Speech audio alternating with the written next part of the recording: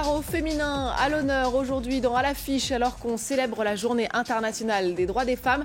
Bienvenue à tous et bonjour à notre invitée Emma. Bonjour. Merci beaucoup d'être avec nous. Alors je lisais que vous vous définissez comme une dessinatrice féministe et révolutionnaire. J'ai envie de commencer l'émission en vous posant la question, qu'est-ce que vous pensez de cette idée, de ce concept de journée internationale des droits des femmes ? Moi, je pense que c'est plutôt quelque chose de positif, dans le sens où c'est quand même l'occasion de faire ressortir plein de sujets, de se mobiliser, de faire des manifestations. Il y a la grève aussi des femmes qui a été lancée aujourd'hui. Après, c'est toujours à double tranchant parce que bien sûr, le marketing est pas loin et du coup, c'est aussi une journée qui est malheureusement récupérée par des marques pour offrir des aspirateurs ou faire des réductions sur le maquillage. C'est pas le but initial.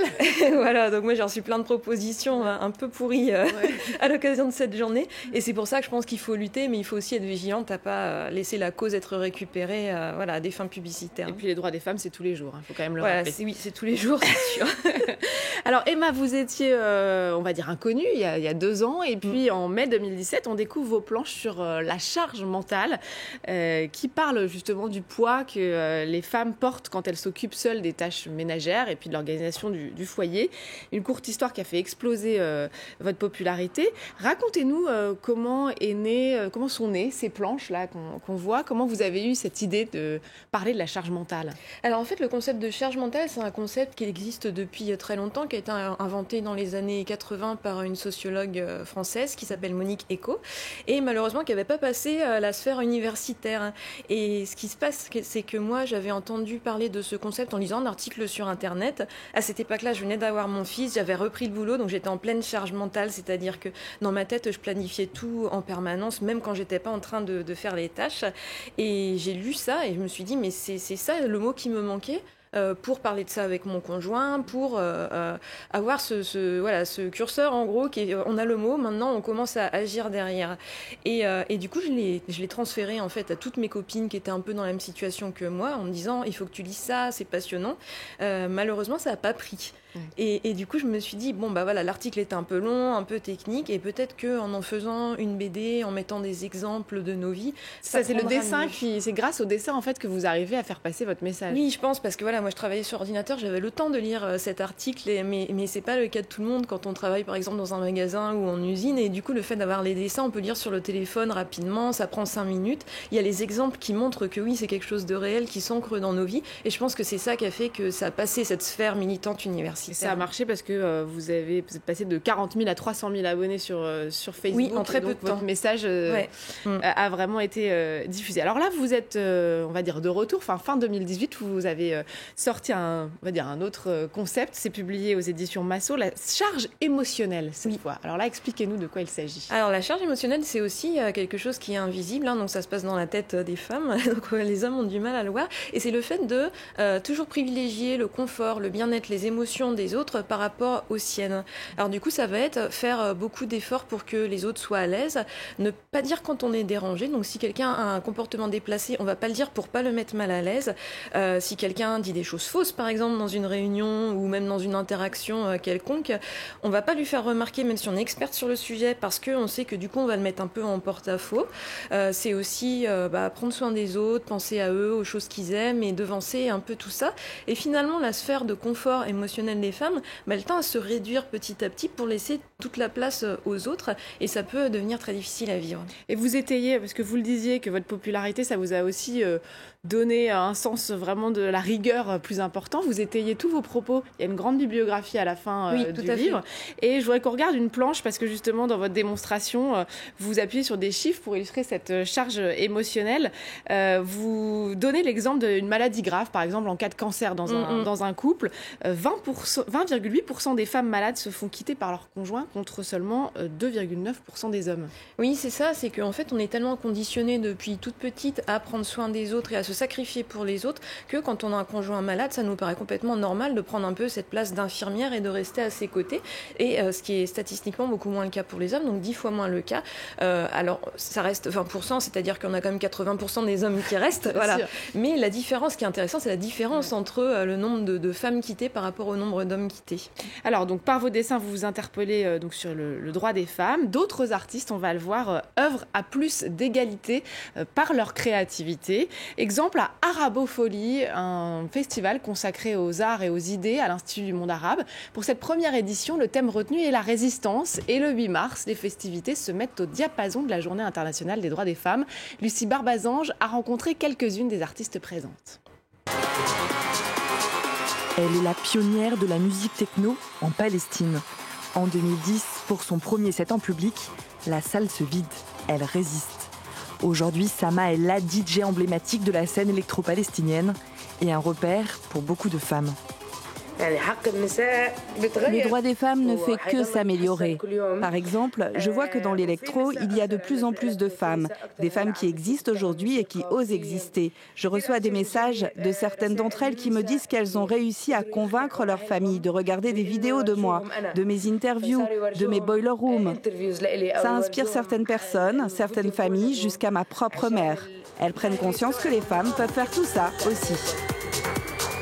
Les femmes de sa famille, elle les a même inscrites jusque sur sa peau. Le dessin, mode d'expression de l'illustratrice marocaine Zainab Faziki. Seule fille entourée de 5 frères, elle s'est fait un nom en représentant les tabous liés au corps féminin. Une série de dessins intitulée Honte, Hashouma en arabe. Quand je fais le vernissage à Rabat de Hashouma en novembre, il y avait plein de gens qui étaient très contents pour assister. Il y avait toutes les copies de Hashouma qui étaient sold out et ça reflète comment les Marocains, ils attendaient que quelqu'un enfin va briser les tabous parce qu'il faut vraiment être courageux, il faut avoir une audace pour parler des tabous au Maroc.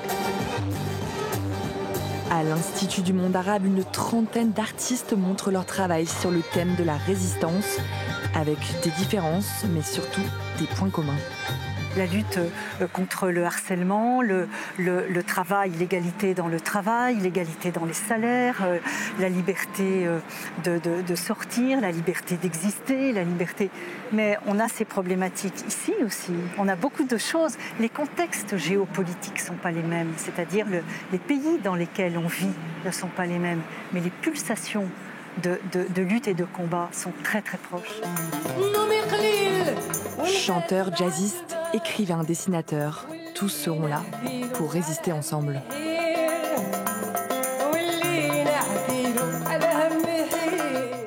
Voilà, on le voit, un combat pour l'égalité qui est international, qui dépasse les frontières et qui, vous le dites très bien dans vos planches, qui dépasse les tâches ménagères ou l'égalité salariale. Pour vous, c'est vraiment une réorganisation profonde de la société qu'il faudrait. Oui, bien sûr. Alors ça, c'était un peu le problème quand la BD sur la charge mentale est sortie, c'est que ça a beaucoup été pris comme une situation individuelle qu'on pouvait régler par des actes individuels. Donc en faisant de la thérapie de couple ou en prenant des cours de coaching ou voilà, en achetant des livres. Et moi, je suis pas du tout sur cette position. Moi, je pense que c'est un problème patriarcal de répartition des tâches, c'est-à-dire que la charge mentale, elle existe, elle est là, on ne peut pas la faire disparaître, il faut bien la répartir dans les familles. Et donc du coup, pour moi, c'est plus des luttes de société, plutôt que de lutter chacun dans notre foyer et puis d'améliorer les choses que pour nous. On agit sur la société et du coup, on améliore les choses pour toutes les femmes dans le monde, mais aussi pour les générations qui vont suivre. Et donc pour moi, ces actions, c'est notamment allonger le congé paternité, notamment en France, qui est beaucoup trop court et qui fait que les pères sortent de cette sphère privée et du coup se laissent un peu entrer dans le rôle de passager de la maison. Et puis c'est aussi faire attention au contenu qu'on donne aux enfants, à ce qu'on écrit comme littérature jeunesse, comme dessin animé, à la façon dont les enseignants aussi et tout le personnel encadrant des enfants quand ils ne sont pas dans la sphère familiale se comportent avec eux, être attention à ses propres biais, surtout quand on s'occupe des enfants, c'est important. Et toutes ces actions, un peu dans les structures de la société, permettent d'améliorer les choses pour notre génération. Et puis du coup, à son tour, la génération suivante fera encore mieux que nous. Et l'éducation sera sans doute clé. Un dernier mot sur le féminisme. Il y a un sondage qui est paru en cette journée spéciale qui montre que seuls 47% des sondés ici en France déclarent que le mot féminisme évoque quelque chose de positif pour eux. Ça vous fait réagir, j'imagine? Oui, c'est dommage et en même temps, je pense qu'il faut prendre acte de ça et donc savoir ce qu'on fait. Alors bien sûr, il y a des campagnes de dévalorisation du féminisme et du mot féministe contre lesquels il faut de longue se date, battre. D'ailleurs. Voilà, ça a toujours été ça. Pendant que les femmes luttaient pour le droit de vote, il y avait des affiches, les décrédibilisants, etc. Maintenant, je pense qu'il faut aussi qu'on s'interroge sur qui on représente quand on parle de féminisme, pour quelles femmes on se bat. Et moi, en tant que femme blanche, qui est anciennement cadre et plutôt aisée, il faut que je fasse aussi attention à écouter pourquoi d'autres femmes ne se sentent pas représentées dans ma lutte.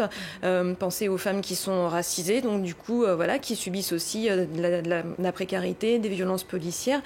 Essayer de développer un féminisme qui prenne en compte les besoins de toutes les femmes et qui parle à toutes les femmes. Un féminisme universel. Merci beaucoup, en tout cas. Merci. Emma, d'être venue nous parler de toutes ces questions si importantes. Je rappelle que La charge émotionnelle et autres trucs invisibles est paru aux éditions Massot. Et évidemment, merci à vous de nous avoir suivis. N'oubliez pas de nous retrouver sur france24.com ainsi que sur tous nos réseaux sociaux. On se quitte avec une autre belle initiative pour mettre en avant le travail des femmes.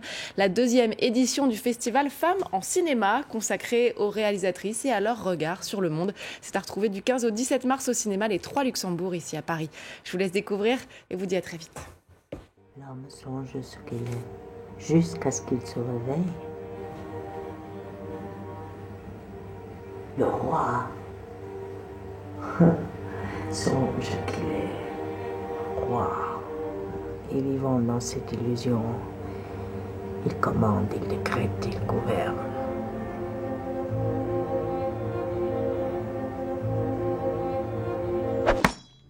Il faut toujours se souvenir de ses rêves d'enfant.